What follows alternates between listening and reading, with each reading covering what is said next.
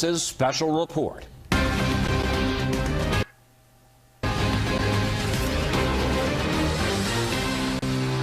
Good evening. Welcome to Washington. I'm Chris Wallace in for Bret Baier. President Trump is on his way home after a two-day sales trip to Europe. The president told the World Economic Forum in Switzerland the U.S. is open for business, and as America grows, so does everyone else. But Mr. Trump is coming home to new questions about whether he tried to fire the special counsel who's investigating alleged collusion with the Russians, as well as possible obstruction of justice. Chief White House correspondent John Roberts is in Davos, Switzerland tonight with the good, the bad, and the ugly for the president. Hello, John. Chris, good evening to you. The question of whether the president actually tried to take out the special counsel is an important one. Was the president simply discussing possible options, or was there an attempt to obstruct justice? President Trump began his day in Davos talking not about the economy, but a new bombshell report that last June he ordered his White House counsel to fire Robert Mueller. Fake news, folks. Fake news. What's your message today? Typical New York Times fake stories. The New York Times reported that Trump only backed down from his demand to fire Mueller after Don McGahn threatened to quit. The story first surfaced last June after Newsmax CEO Chris Ruddy, a Trump friend, said the president was weighing whether to fire Mueller. I think he's considering perhaps terminating the special counsel. Fox News was told at the time that the president did discuss firing Mueller with McGahn and other aides, but backed down after McGahn told him the result would be disastrous. Today, sources told Fox News the president went so far in that meeting as to ask McGahn if he would talk to Deputy Attorney General Rod Rosenstein about the idea of firing Mueller, but never ordered McGahn to have him fired. Sources also tell Fox News McGahn never threatened to resign over the matter. Despite the president's denials, Democrats were shocked that he was even talking about firing the special counsel. Now we find out that he ordered his special counsel to fire the special prosecutor. What we see is on every piece of information, the president is absolutely panicked over the truth coming out about his team's collaboration with the Russians. Members of Congress in both parties are going to have to step up and decide, whether our allegiance is to the Constitution and to our oath of office, or we're going to allow these kind of actions that I think would cross a red line. This latest controversy distracted from the president's core message in Davos. Speaking to a gathering that has both snubbed and ridiculed him, President Trump declared the U.S. open for business. The world is witnessing the resurgence of a strong and prosperous America. I'm here to deliver a simple message. There has never been a better time to hire, to build, to invest, and to grow in the United States. The president tried to allay fears among the globalist audience that his America First policy amounts to protectionism. But he did insist that global trade must be reformed to level the playing field. We support free trade, but it needs to be fair and it needs to be reciprocal. Because in the end, unfair trade undermines us all. And a rare apology of sorts from the president today after being scolded recently by British Prime Minister Theresa May for retweeting unverified videos posted by a UK ultranationalist group. Mr. President. President Trump told ITN TV he had no idea the videos weren't genuine or who the group was. If you're telling me there's a horrible people, horrible racist people, I would certainly apologize if you'd like me to do that. I know nothing about them. The president is scheduled to land back in Washington, D.C. within the hour. He will spend the weekend trying to dig out from this latest controversy and turn his attention toward Tuesday's State of the Union address. Chris? John Roberts reporting from Davos. John, safe trip home. Congressional Republicans are torn tonight between what some consider compassion and others view as amnesty. Reaction to President Trump's immigration plan and what he is offering the so-called Dreamers is dividing many of the president's supporters and fueling his critics in both parties. Chief Congressional Correspondent Mike Emanuel has more tonight from Capitol Hill. America is a cutting-edge economy, but our immigration system is stuck in the past. At the World Economic Forum, President Trump started making the case for his immigration blueprint. We must replace our current system of extended family chain migration with a merit-based system of admissions that selects new arrivals based on their ability to contribute to our economy, to support themselves financially, and to strengthen our country. The headlines of his plan were $25 billion for his proposed border wall system and a path to citizenship over 10 to 12 years for an estimated 1.8 million people. Today, the Attorney General highlighted switching to a merit-based system. For some reason, when we're admitting new Americans, the future of our country, our government uses a randomized lottery system and chain migration. From the right, Breitbart called the president Amnesty Don. And from the left, House Democratic leader Nancy Pelosi launched this attack. That plan is a campaign to make America white again.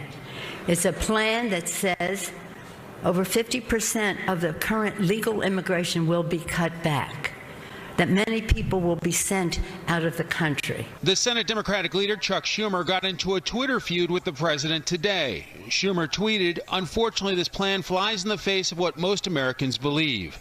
The president fired back. DACA has been made increasingly difficult by the fact that crying Chuck Schumer took such a beating over the shutdown that he is unable to act on immigration. A lawmaker involved in bipartisan immigration talks says senators will continue their work. We're not going to be locked down by thinking about what the House might do or what the White House might do. We're going to move on our own. But a leading House conservative says the focus needs to be on border security and fixing a broken system. If it's the other way around, which is what Mr. Durbin wants and what Senator Graham wants, which is a focus on DACA first and then a little pretend security and a little pretend border wall and pretend chain migration, that's a different animal, and I won't be for that. It is clear some of the moderates involved in bipartisan talks don't want the president's blueprint to derail their work. But after complaints from some lawmakers they didn't know what the president wanted, well, now they know. Chris? Mike Emanuel on Capitol Hill. Mike, thank you. The Education Department and the House Energy and Commerce Committee are the latest to announce investigations into the sexual abuse scandal involving former Michigan State University and USA Gymnastics sports doctor Larry Nassar. Today, the school's athletic director resigned. Yesterday, Michigan State's president quit. And Wednesday, Nassar was sentenced to as much as 175 years in prison for abusing his patients. Many victims say their complaints about Nassar to school officials were ignored. Also today, the entire board of USA Gymnastics announced it will resign. Some Republican lawmakers now say the fix was in during the Hillary Clinton email investigation. This comes after the release of the latest batch of texts between two now former members of the special counsel's team. Chief Intelligence Correspondent Catherine Harridge has the latest tonight. Republicans on the House Intelligence Committee predict their 4-page staff memo documenting alleged government surveillance abuses could be released very soon. Within the next week to 10 days, 2 weeks to most, it should be made public. 190 Republicans and a dozen Democrats have read the document that Fox News understands was crafted for wide distribution.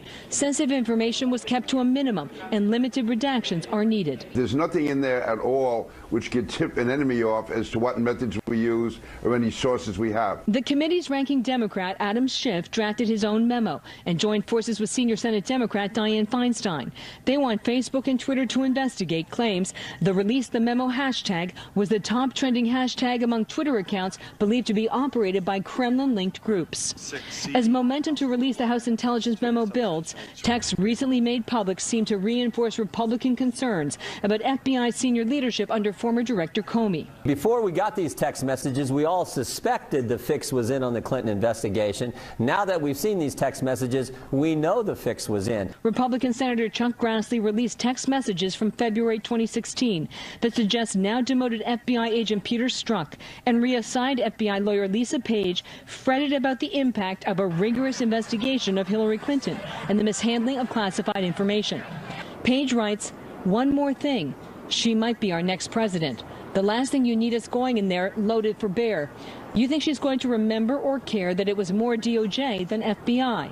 Strzok replied, "Agreed." They also discussed the idea of a special counsel to take over the Clinton email case and floated Patrick Fitzgerald, who investigated national security leaks during the Bush administration. The text referenced the use of non-government email accounts and encrypted apps for FBI business, a possible violation of federal records laws. Before the Justice Department confirmed thousands of texts were recovered after a technical problem, Grassley said the timing was disconcerting. Maybe there's a legitimacy for it, but doesn't it seem a little strange? Senator Grassley also wants to release transcripts from the committee's investigation of the June 2016 Trump Tower meeting, including an interview with the president's son. Grassley said Feinstein spooked potential witnesses from testifying after she released a transcript on her own about the Trump dossier. Feinstein says she wants the transcripts out as long as it doesn't interfere with the special counsel investigation. Chris. Catherine, thank you. You're welcome. There's a new report. Hillary Clinton intervened when her 2008 campaign manager wanted to fire a senior advisor because of sexual harassment claims. That, according to the New York Times. It says Bern Strider, who was Clinton's faith advisor and was married, was accused of harassing a colleague. Strider was dock pay and ordered to undergo counseling but kept his job. A Clinton spokesman provided a lawyer's statement that the campaign had a process for dealing with such complaints, and this case was no exception. The Wall Street Journal reports what it says was a pattern of sexual misconduct by billionaire casino owner Steve Wynn, who also serves as finance chair for the Republican National Committee. The Journal says Wynn paid a $7.5 million settlement to a manicurist who said he forced her to have sex. Wynn says the idea he ever assaulted a woman is, quote, preposterous. The Washington Post reports Wynn has no plans to leave his Republican Party position.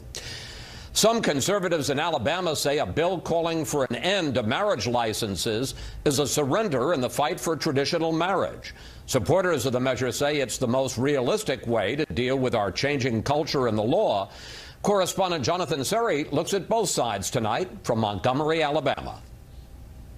All I'm doing is changing the procedure so everybody can get married in Alabama and everybody can exercise their own beliefs. Republican State Senator Greg Albritton is trying to bring Alabama in compliance with federal law in a unique way.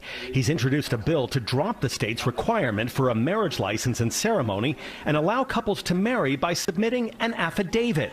He says his bill respects the beliefs of some probate judges who still refuse to issue marriage licenses because of their opposition to same-sex weddings. It protects the people of Alabama so that we can have marriage throughout the state, complete, without argument, without lawsuits. By a vote of 19-1, the bill was approved by Alabama's state Senate. The legislation is expected to go before the state House as early as next week. Representative Patricia Todd, an openly gay Democrat, says she expects the measure to pass, but has concerns. We're only doing this because we have a couple of homophobic probate judges who won't do their job. Lawmakers are also receiving flyers and letters from some social conservatives who believe removing a judge's ability to deny a marriage will water down the institution. A group identified as Concerned Citizens of Alabama writes, the cowardly abandonment of protecting the sanctity of marriage between one man and one woman will irreversibly change and damage Alabama the Beautiful. Auburn political science professor Soren Jordan says Alabama's proposed solution to the marriage debate is one of a kind. Even states like Nevada, where we think of Vegas marriages, require services that are performed by licensed individuals who meet state qualifications. Since the Supreme Court's 2015 ruling legalizing same-sex marriage, other states have adopted policies to punish or accommodate judges and clerks who refuse to issue marriage licenses on the grounds of their moral or religious beliefs. If the Alabama bill becomes law, it will be the first in the nation to attempt to address the issue by doing away with marriage licenses altogether.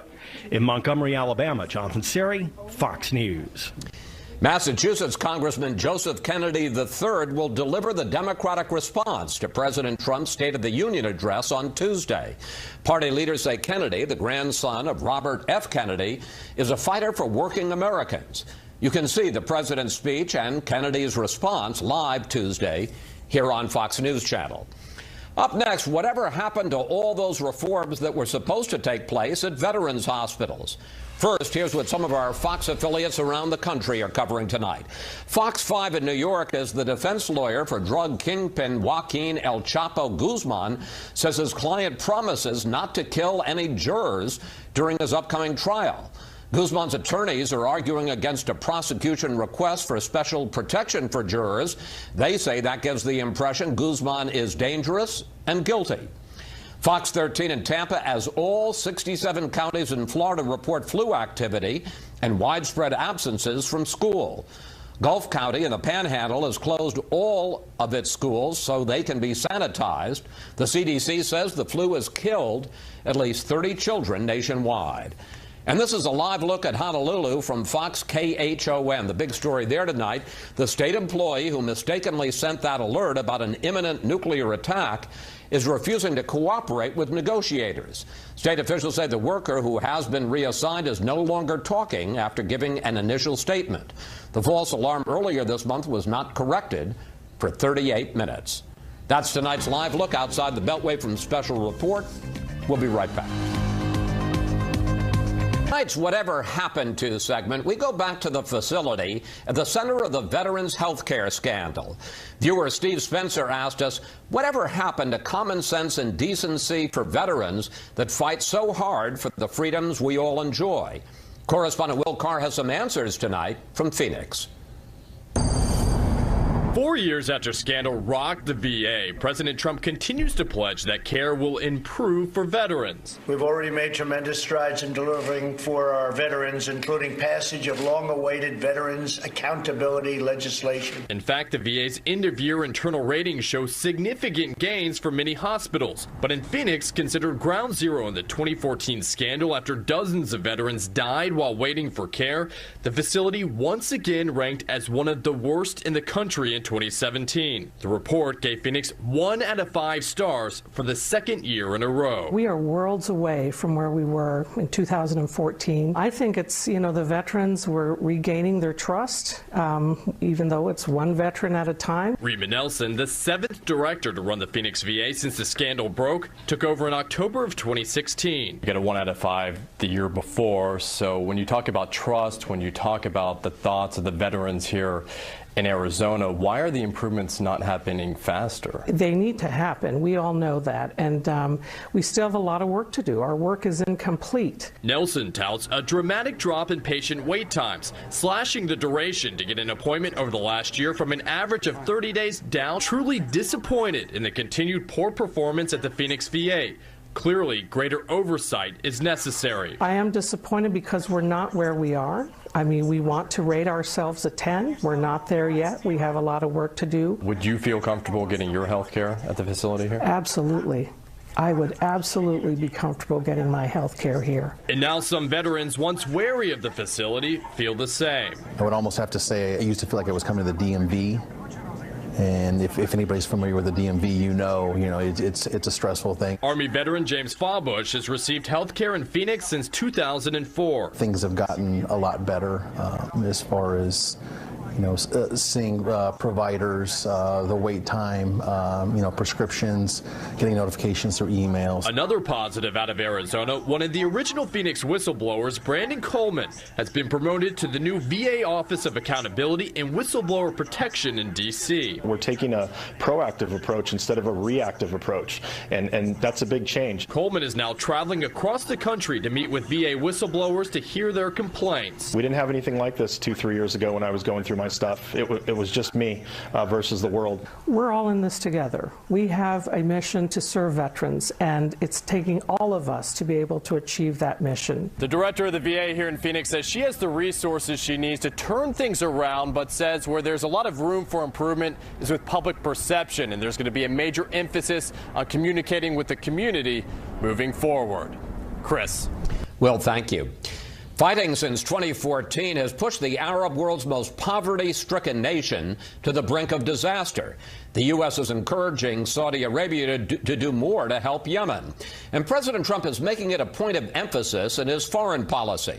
More now on the situation from correspondent Jillian Turner. When we cook food, there's not enough for the children, and we get up hungry. If we have lunch, we don't have dinner, and if we have breakfast, then we don't have lunch. In Yemen, the Middle East forest country, the world's largest humanitarian crisis is brewing, with 75% of the population in need of immediate food and medical aid, and 11 million Yemenis on the verge of starvation.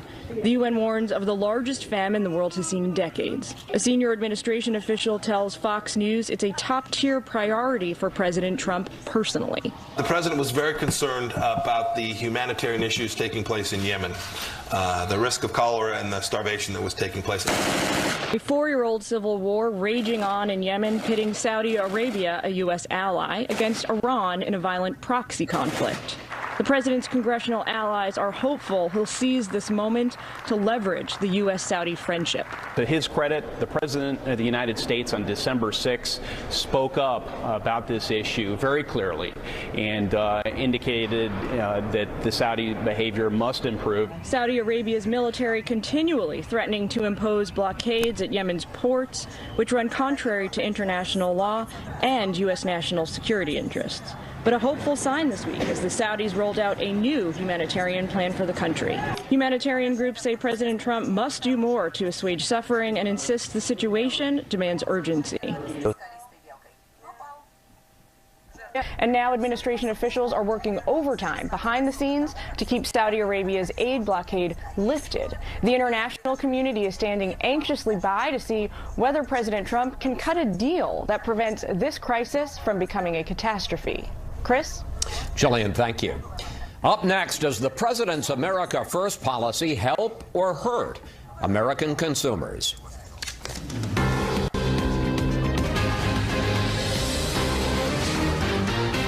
Some critics of President Trump expected his trip to the World Economic Forum in Davos, Switzerland, would be like a protectionist bull in a free trade-loving China shop.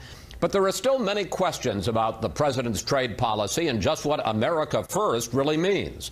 Correspondent Rich Edson reports from the State Department on what we know and what we don't know.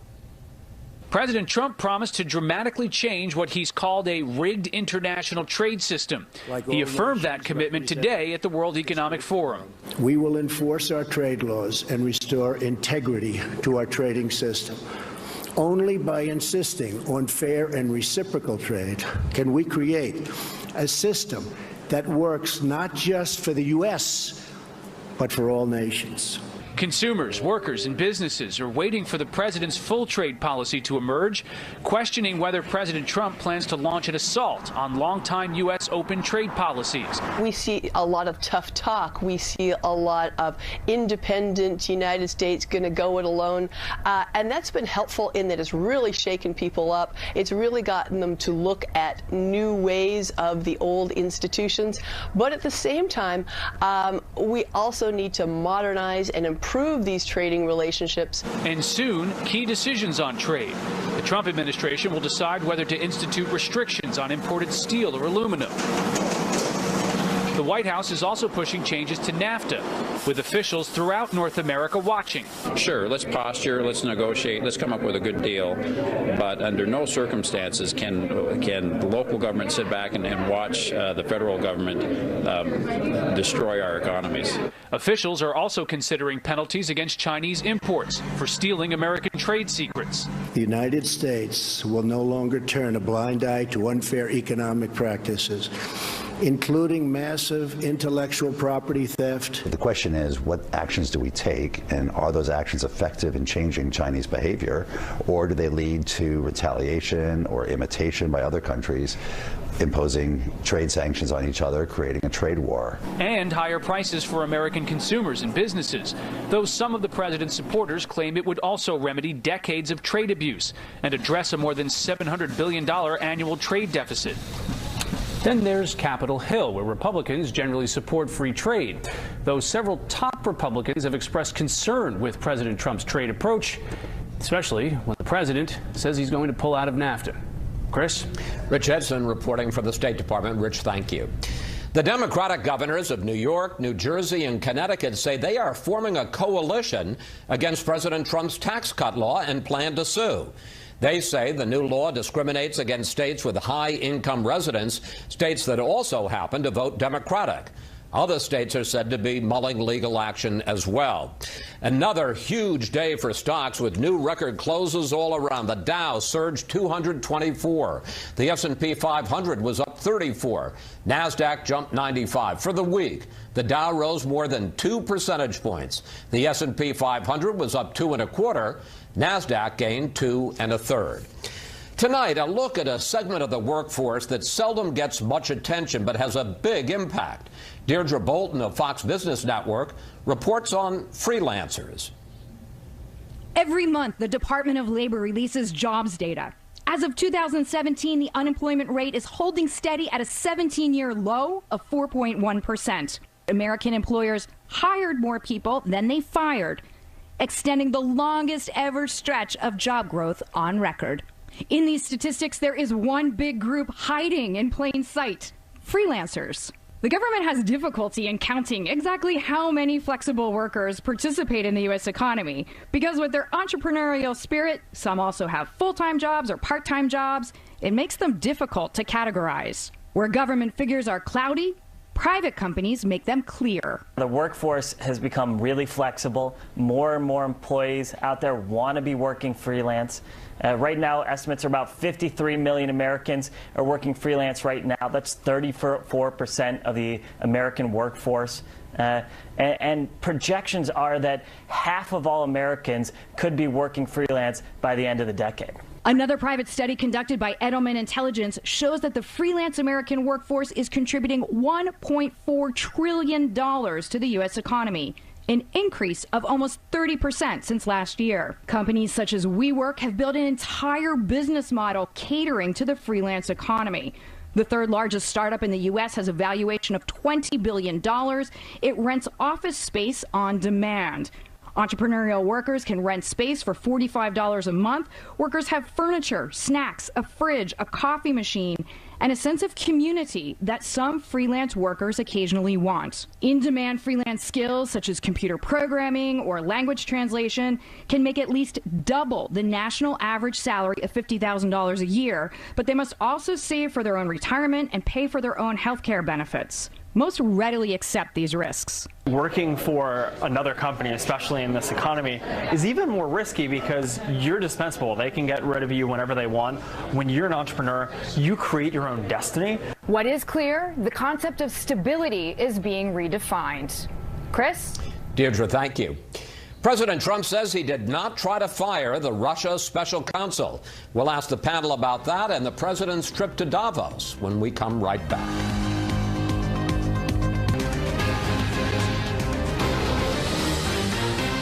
America is open for business, and we are competitive once again. I will always put America first, but America first does not mean America alone. When the United States grows, so does the world.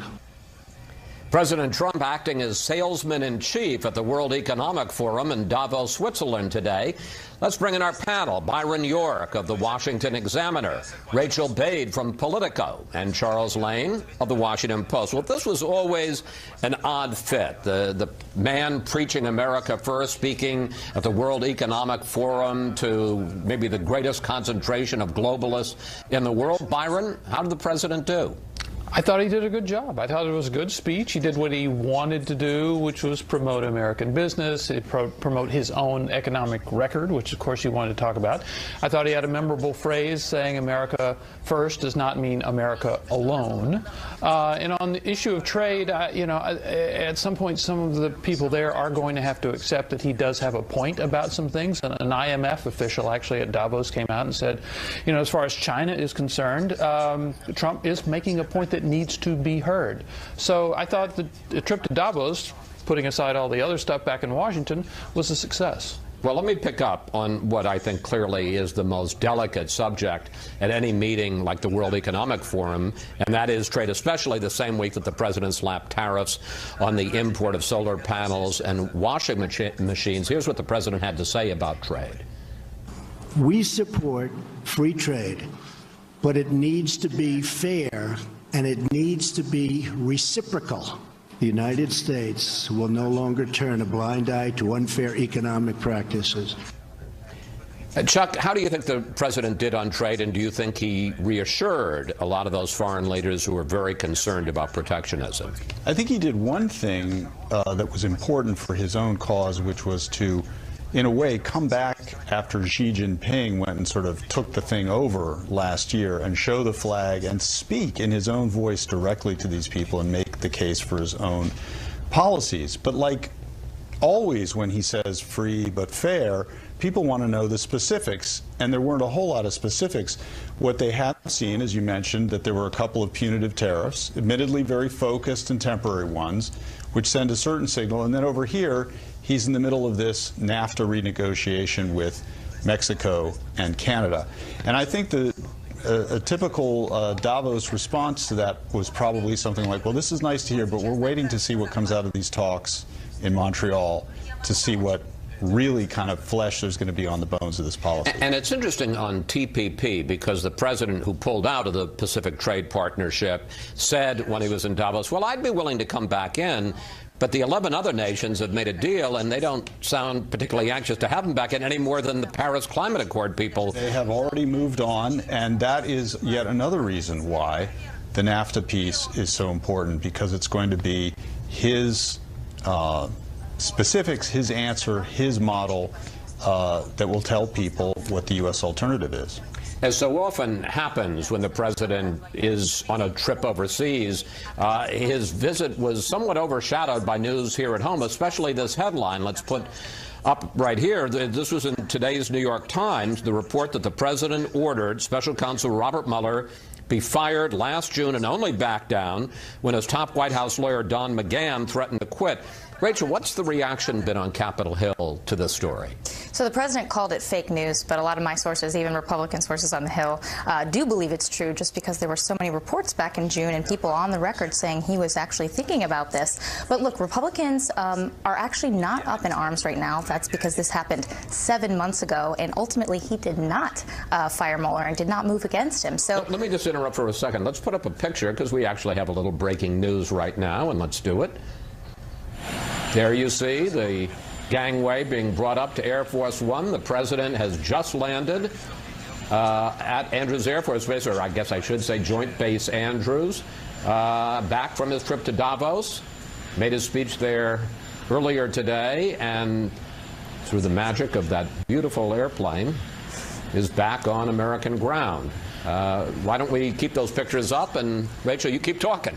Sure. Yeah, no, Democrats have definitely taken this report, held it up, and said this is just the latest example of the president trying to obstruct justice. They're also bringing up the fact that the president asked Comey for a loyalty pledge and then fired him. So they say this is sort of continuing in that vein. But look, Republicans think that they have made the case to the White House that if he fires Mueller, his entire agenda is going to totally explode and they could actually lose their majorities in Congress. And actually, there are Democrats who, although they say this would be terrible, if the president were to fire Mueller, they would probably be secretly excited because that means they would have a better chance at the election and winning in the midterms.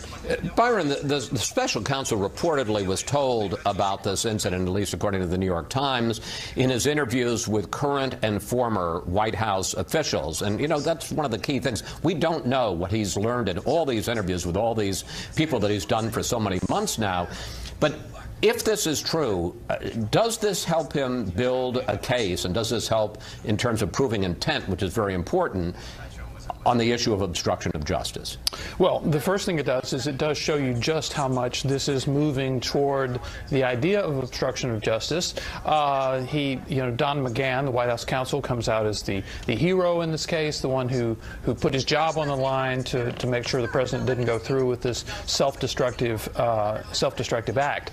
But I think what we're going to end up seeing is the lawyers all say there is a case to be made for obstruction of justice. This would be one more piece in a number of pieces that would put together this case, but it's a political story. And as far as the president is concerned, it's really all about the House and the Senate. And we saw the president on the way to Davos when he just stuck his head in this group of reporters say, look, if you fight back, they call it obstruction. And he is going to make a very political case that he was not suspected of any wrongdoing in terms of any sort of collusion, and he simply tried to push back on this unjust investigation. It's a political case for him. Let me pick up on that with you briefly. We've got about a minute left in this segment, Chuck, because that's his argument, is I'm under attack, people are trying to delegitimize the election, and all I'm doing is punching back the way Donald Trump has, and that this has nothing to do with obstruction of justice. Well, if it is a political issue, maybe we'll get the perfect way to resolve it, which is politically through an election. And what I mean by that is